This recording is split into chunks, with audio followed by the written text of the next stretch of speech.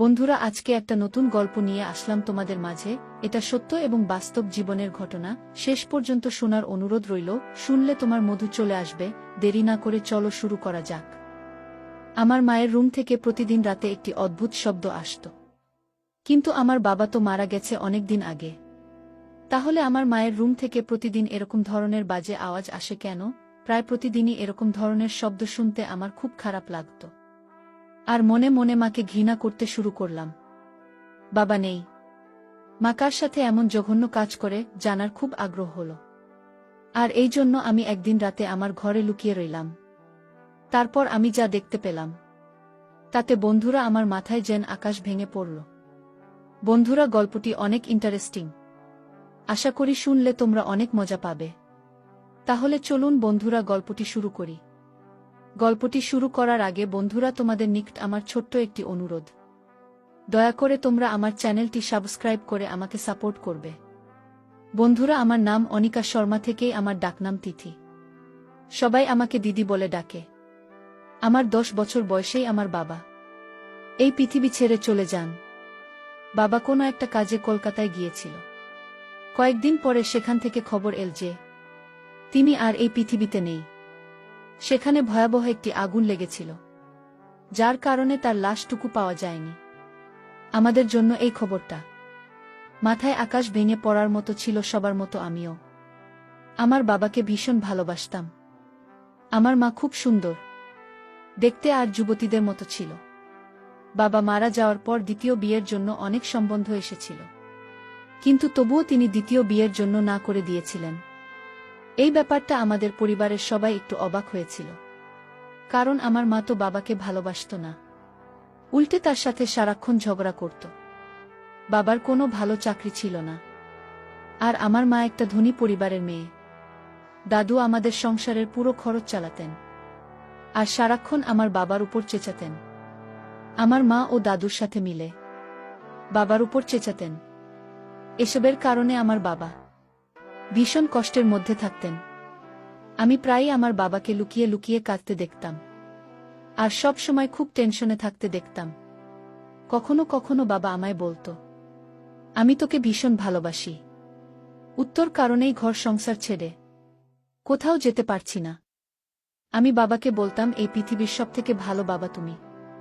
আর একজন মেয়ের জন্য বাবাই তার কাছে সবকিছু। সে তার বাবা আর যাই হোক না কেন, সেই তার সব। বাবা যখন আমাদের ছেড়ে চলে যান, সেই সময় আমি খুব ছোট। মাকে আমি ততটা ভালোবাসতাম না যতটা আমি আমার বাবাকে ভালোবাসতাম।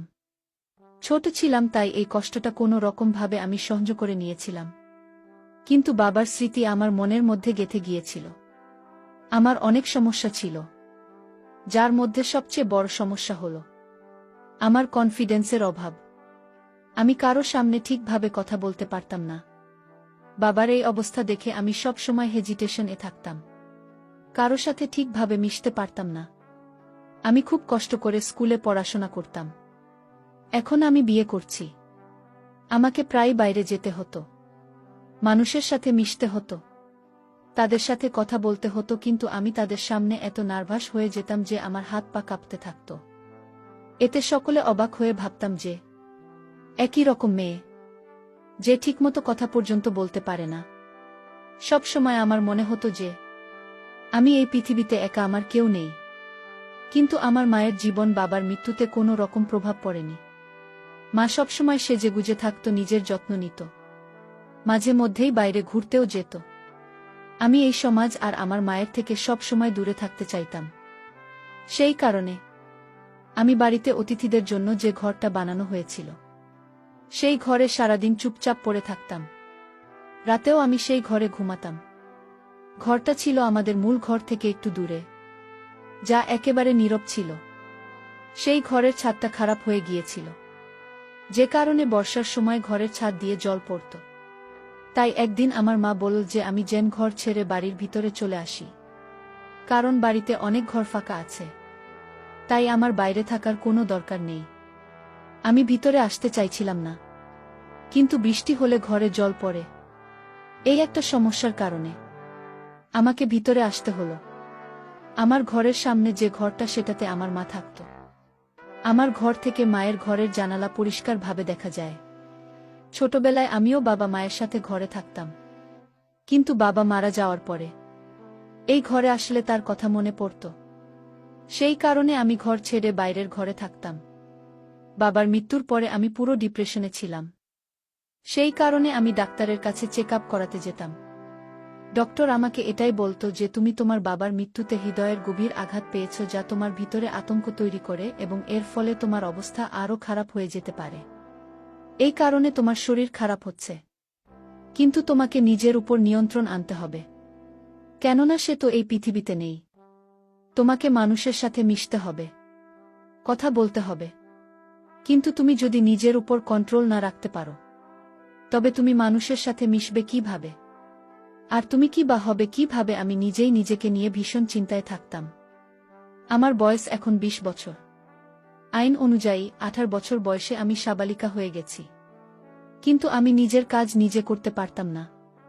তবে এখন আমাকে নিজের কাজ নিজেই করতে হবে। নিজের ভালো মন্দের চিন্তা নিজেকেই করতে হবে। এমনিতেও মায়ের উপর আমি খুব একটা ভরসা করি না। বাড়ির ভিতরে আসার পর থেকে আমি একটা অদ্ভুত ব্যাপার লক্ষ্য করেছি যে প্রতিদিন আমার মনে হয় মায়ের ঘরে কেউ একজন আসে। প্রথম রাতে ভেবেছিলাম এটা আমার মনের ভুল, কারণ এই সময় মায়ের ঘরে কে থাকবে, তাই আমি এই ব্যাপারটার দিকে তেমন একটা গুরুত্ব দিলাম না। কিন্তু দ্বিতীয় রাতেও আমি নিজের কানে কোনো পুরুষের গলার আওয়াজ শুনতে পেলাম। যখন আমার ঘর থেকে বেরিয়ে মায়ের ঘরের কাছে গিয়ে দেখলাম তার ঘরে আলো জ্বলছে। এর মানে হলো আমার মা জেগে আছে। এরপরে আমি মায়ের ঘরের দরজায় টোকা দিলাম। কিছুক্ষণ পরেই মা এমনভাবে বাইরে বেরিয়ে এল যেন মনে হচ্ছে তিনি সবেমাত্র ঘুম থেকে উঠে এসেছে, অথচ তার মুখের দিকে ভালো করে লক্ষ্য করে দেখেন মনে হলো না যে তিনি ঘুমাচ্ছিলেন। আমি বললাম, তুমি যে ছিলে? মা বলল যে, তুই এটা জিজ্ঞেস করার জন্য আমাকে ঘুম থেকে উঠে আলি, আমার ঘুমটা নষ্ট করলি, এটা তোমার ঠিক হয় নাই। আমি বললাম, মা, আমার ঘুম আসছিল না, তাই জেগেছিলাম। তোমার ঘর থেকে একটা আওয়াজ শুনতে পেয়েছিলাম, তাই তো তোমাকে ডাকলাম। আমার কথা শুনে আমার মা বলল, তুই পাগল হয়ে যাসনি তো? কি সব ফালতু কথা বলছিস? আমি বললাম, তাহলে হয়তো তুমি ঘুমানোর সময় টিভিটা অফ করতে ভুলে গিয়েছিলেন, তাই আমি হয়তো তারই আওয়াজ শুনেছি। আর তুমি ঘুম থেকে উঠে এক্ষুনি টিভি বন্ধ করে বাইরে এলে আমার কথা শুনে আমার মা রেগে গেলেন। এদিকে মুখ ফসকে যা বলে ফেলেছি তাতে আমি লজ্জায় পড়ে গেলাম।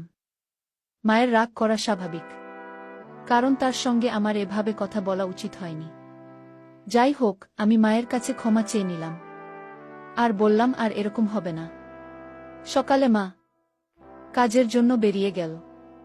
তারপর সুযোগ বুঝে আমি মায়ের ঘরে গেলাম মায়ের সাথে রাতের বেলা। এইভাবে কথা বলা আমার উচিত হয়নি, তাই মনে মনে ভাবলাম, আমি যদি মায়ের ঘরটা সুন্দর করে পরিষ্কার করি তাহলে মা খুশি হয়ে যাবে। এভাবে মায়ের ঘর পরিষ্কার করতে শুরু করলাম। প্রতিদিন যেভাবে ঘর পরিষ্কার করা হয়, আমি সেভাবে মায়ের ঘর পরিষ্কার না করে ঘরটাকে খুব সুন্দর করে পরিষ্কার করতে চেয়েছিলাম।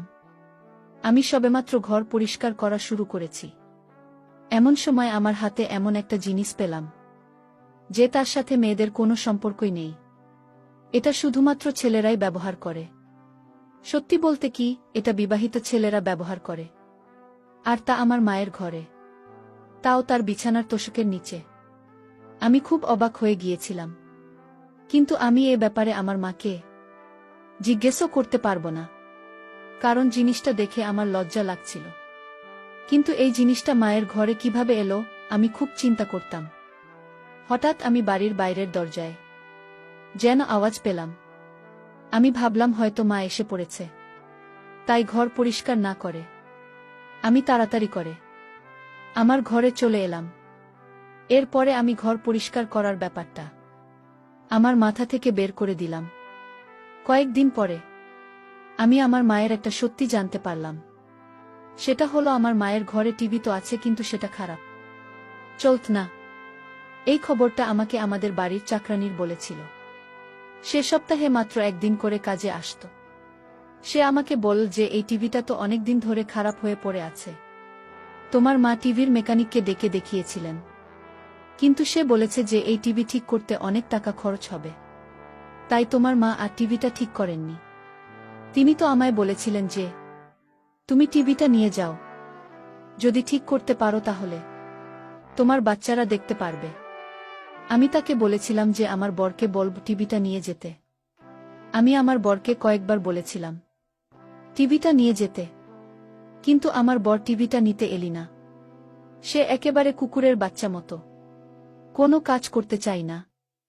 চাকরানি তো তার নিজের সংসারের সমস্যা নিয়ে বিভিন্ন কথা বলতে শুরু করে দিল, কিন্তু আমার ধ্যান অন্য জায়গায় পড়েছিল। যদি টিভি খারাপই হয়, তাহলে তো আমার মা কি সেই রাতে টিভি চালায়নি? তাহলে মায়ের ঘর থেকে কিভাবে পুরুষ মানুষের গলার আওয়াজ আসছিল? তাহলে কি মা আমাকে মিথ্যে বলেছিল?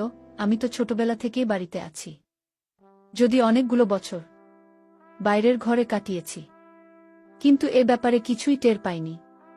যখন আমি ভিতরের বাড়িতে এলাম, তখন এই সমস্ত জিনিস আমি জানতে পারলাম। আগে আমি বাইরে যে ঘরটায় থাকতাম, সেটা বেশ ছোট ছিল। সেখানে বাথরুমটা বাড়ির বাইরে, অনেকটা পিছনের দিকে।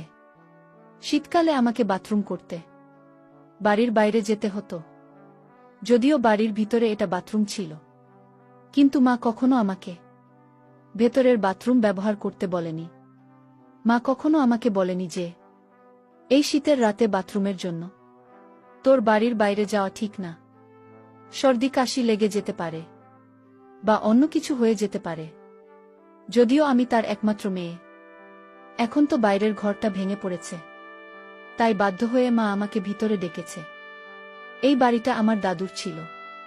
বাড়িটা বহু পুরনো, যার একটা অংশ জানি না কিভাবে অন্য একজন কবজা করে নিজের নামে করে নিয়েছিল। বাকি অংশটা আমাদের ছিল। বাড়িটা অনেক বছরের পুরনো, ইংরেজ আমলের।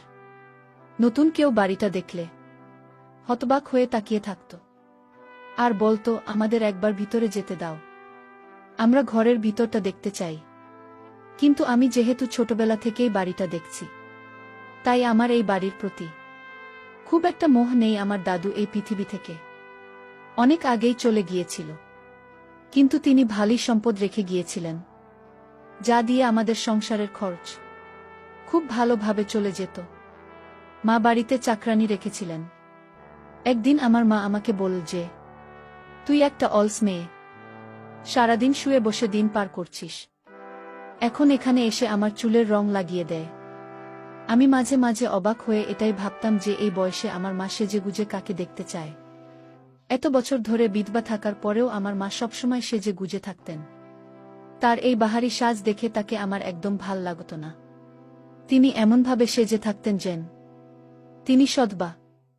একবার তো পুজোতে মাকে হাতের মেহেন্দিও করতে দেখেছি, কিন্তু কোনো বুধবার তো ইচ্ছাই করার কথা না এসব করার। আর যখন তার স্বামী বেঁচে নেই, তখন মেহেন্দি পরে তিনি কাকে দেখাবেন? আমার মা সেই সমস্ত কিছুই করতেন যা কিনা একজন সদবা মহিলা করেন।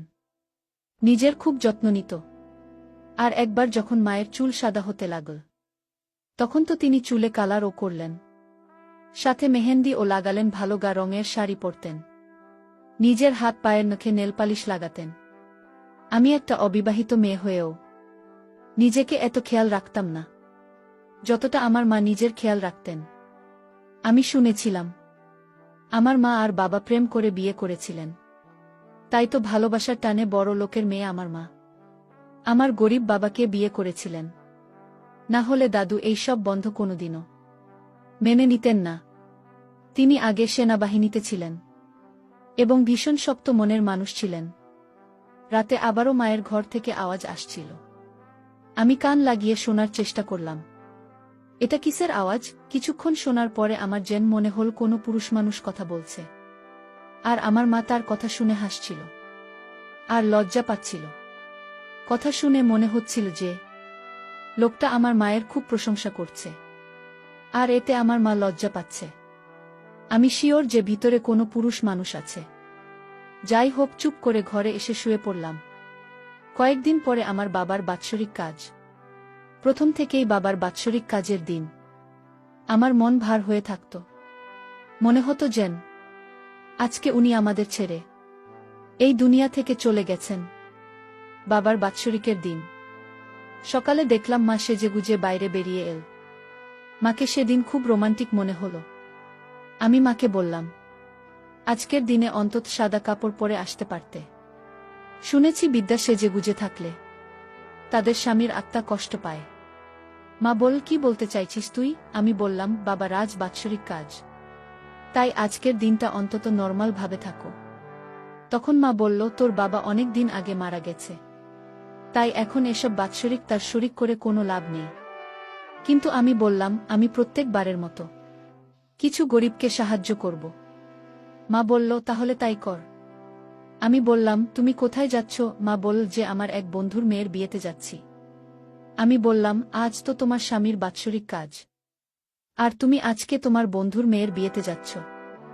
মা বলল যে বাৎসরিক আজ প্রত্যেক বছর হয়, কিন্তু বিয়ে প্রত্যেক বছর হয় না। যে মারা গেছে তার জন্য আমি আমার এত ভালো বন্ধুকে কষ্ট দিতে পারবো না।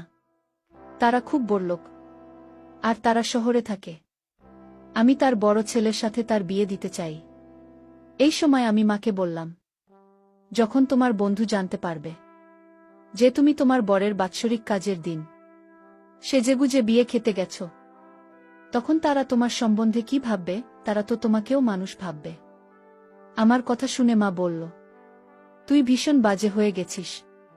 আমার সামনে তুই এত কথা বলছো কেন? খবরদার বলছি, এরপর তুই যদি আমার সামনে এই ধরনের বাজে কথা বলিস, তাহলে আমার থেকে খারাপ কেউ হবে না। তোর বাবা তো এরকম ছিল না। জানি না তুই কার মতো হয়েছিস। আমি বললাম, তিনি তোমার স্বামী, আর আমার বাবা ছিলেন। তার জন্য তো তোমার একটুখানি সময় বের করা উচিত। কিন্তু তুমি না তো আমার পরোয়া করো, না তো বাবার পরোয়া করো।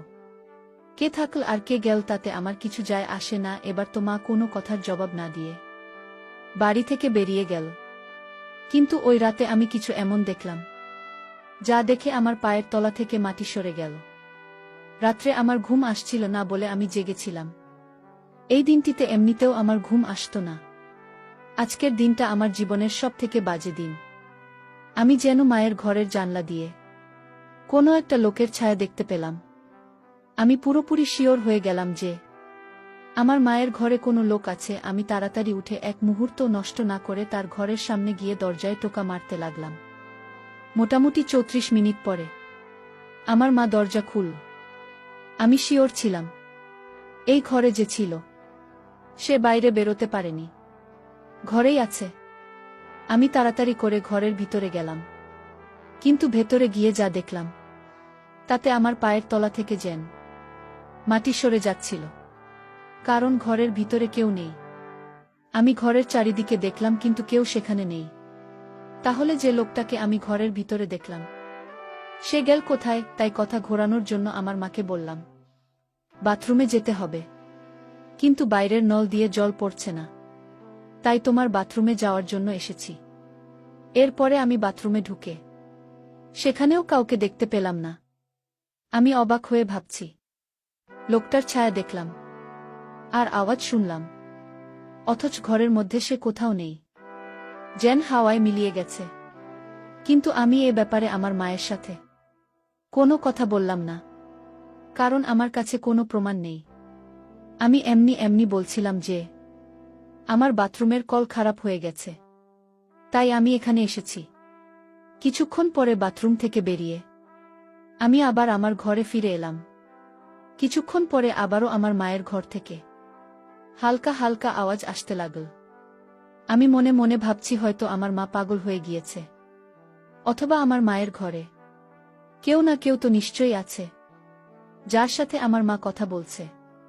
কোনো একটা ব্যাপার তো নিশ্চয়ই আছে, আর তা না হলে ওই ঘরের মধ্যে কোনো ভূতপ্রেত আছে যে আমাকে দেখলে অদৃশ্য হয়ে যায়। কেননা কোনো মানুষের পক্ষে এত তাড়াতাড়ি ঘর থেকে বেরিয়ে যাওয়া সম্ভব না, আর বেরোবেই বা কোথা দিয়ে? ঘরের দরজা দিয়ে যেতে পারবে না, কারণ আমি দরজা দিয়ে ঢুকেছি। আর জানলা দিয়েও যেতে পারবে না, কারণ জানলা ছিল খুবই ছোট। এসব চিন্তা করতে করতে আমার মাথায় প্রচুর যন্ত্রণা হতে শুরু করল, আর আমি এসব কথা কাউকে বলতে পারছিলাম না। এতদিন আমি চিন্তায় ছিলাম এটা ভেবে যে কেন আমার মা এতদিন বিয়ে করেননি, আর বিয়ে না করেও তিনি সবসময় এত খুশি থাকেন। কি করে আমি এতদিন ভাবতাম আমার মা বুঝি এখনো বাবাকে খুব ভালোবাসেন, সেজন্য আমার মা অন্য কোনো পুরুষকে বিয়ে করেনি। কিন্তু এখন তো বুঝতে পারছি যে নিশ্চয়ই আমার মায়ের অন্য কোনো ব্যাপার আছে, তার জীবনেও হয়তো কেউ আছে, আর সে হয়তো আমার মায়ের সাথে খুব বাজে কাজ করে। না হলে সে রাতের বেলা ঘরের মধ্যে কি করে? আমার প্রমাণ দরকার। কেননা আমি আমার মাকে বোঝাতে চাই যে আমি এখন আর বাচ্চা নই, আমি সমস্ত কিছু বুঝতে পারি। আর যার বিবাহযোগ্য মেয়ে আছে তার এসব মানায় না। যদি এমনটা সত্যি হয় তাহলে আমি আর এখানে থাকতাম না, এখান থেকে অন্য কোথাও চলে যেতাম। কেননা আমি এভাবে এখানে থাকতে পারবো না। এসব চিন্তাতেই রাতে আমার ঘুম আসতো না। মায়ের ঘরের রহস্য জানার জন্য আমাকে একটা প্ল্যান বানাতে হবে। আমি মায়ের ঘরে যেতে পারতাম না, তাই আমাকে বুদ্ধি খাটিয়ে এমন একটা প্ল্যান বানাতে হবে যাতে ভুলের কোনো সম্ভাবনা না থাকে। শেষ পর্যন্ত আমার মাথায় এমন একটা প্ল্যান এসে গেল যে তাতে ভুল হওয়ার কোনো সম্ভাবনা নেই। কিন্তু যদি আমি ধরা পড়ে যাই, আর আমি যেটা ভাবছি সেটা যদি না হয়, তবে আমি আমার মায়ের চোখে চিরদিনের জন্য ছোট হয়ে যাব। কিন্তু অন্ততপক্ষে আমি সত্যিটা তো জানতে পারব। আর এমনিতে আমি শিওর ছিলাম যে মায়ের চোখে আমি ছোট হব না, বরং তিনি আমার চোখে চিরদিনের জন্য ছোট হয়ে যাবেন। তাই আমি মনে মনে ভেবে নিয়েছি যে আমাকে কি করতে হবে। বিকেলবেলা আমি আমার মাকে বললাম যে আজ আমি আমার এক বন্ধুর বাড়িতে পড়তে যাব, আর আমি রাতে ওখানে থাকব। আমার মা বলল, ঠিক আছে, খুব ভালো কথা, মন দিয়ে পড়াশুনো করো। মনে হয় আমার মা খুব খুশি হয়েছিল যে আমি রাতে বাড়িতে থাকব না। যাই হোক, আমি বাড়ি থেকে বেরিয়ে গেলাম এবং কিছুক্ষণ পরে মাকে ফোন করে বললাম যে আমি আমার বন্ধুর বাড়িতে চলে এসেছি। যদিও আমি বাড়ি থেকে কোথাও না গিয়ে বাড়িতেই লুকিয়েছিলাম।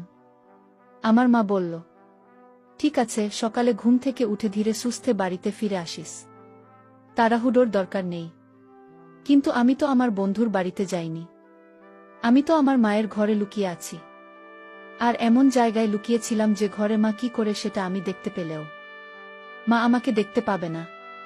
কিছুক্ষণ পরে মা ঘরে এসে সাজগোজ শুরু করল। এরপরে ঘরের মধ্যে এমন একটা ঘটনা ঘটল যেটা দেখে আমার পায়ের তলা থেকে মাটি সরে গেল।